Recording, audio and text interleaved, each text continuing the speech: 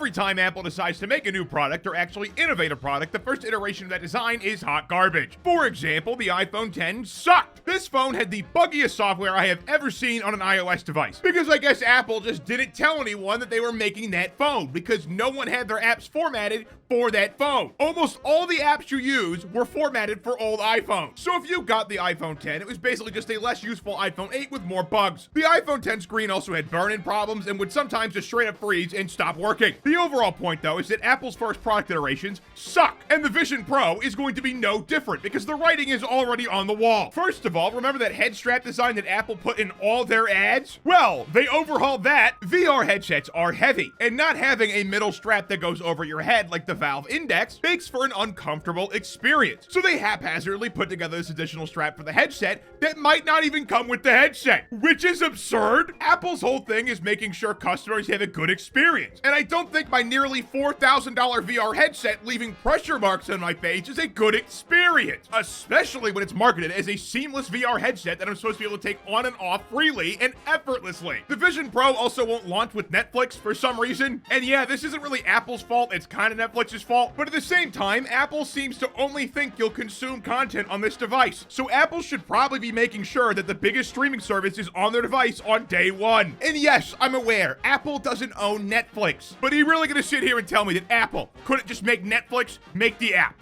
Really? But what do you think? Let me know in the comments down below. Like and subscribe. New follow me on Twitter @spatnz1. Click the answer, check out more of my content, and have a good one.